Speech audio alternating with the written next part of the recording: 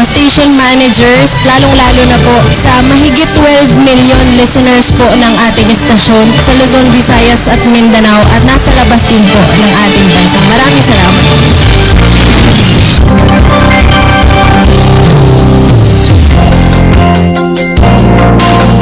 Itama po ang inyong mga oras sa buong kapuluan na 46 na minuto makalipas ang alas 7 ng umaga at para sa ating ulat panahon, ang ating ulat panahon ay inihatid sa inyo ng Ministry of Science and Technology or MOST Bar, Cotabato City Field Office sa pangunguna ni MP Minister Bailing Ismantawil at sa buong suporta ni Chief Minister Honorable Abduraouf Makakuwa, katuwang ang DXTC Radio natin na maging alerto at laging handa mga kabang sa mo.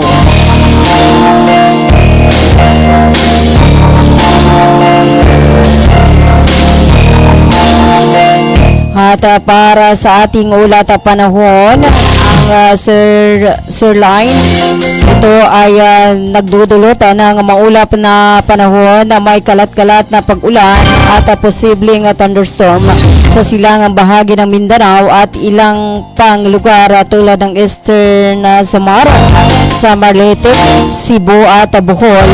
Maaring magkaroon ng pagbaha o pagguho ng lupa sa mga lugar na ito dahil sa malakas na pag-ulan.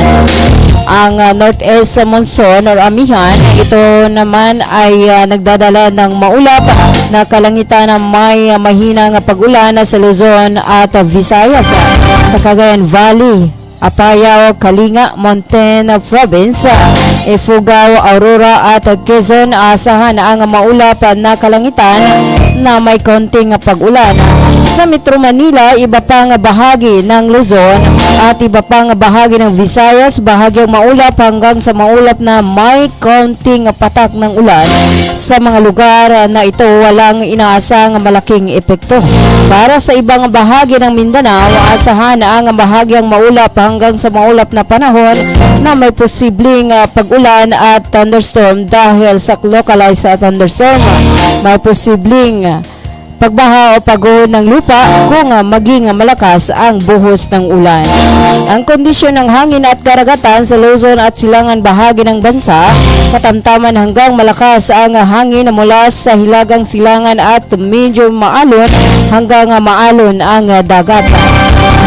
Ibang bahagi ng bansa, mahina hanggang sa katamtaman ang hangin mula hilagang silangan hanggang silangan at medyo kalmado hanggang katamtaman ang alon ng dagat.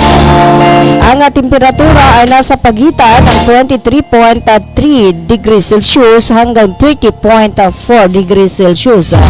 Sa Metro Manila, ngayong sumikat ang araw kanina alas 6:18 o 6:18 ng umaga at lulubog ang araw mamaya alas 6:02 ng hapon. At yan ang ating ulat panahon mula sa DOST Pag-asa.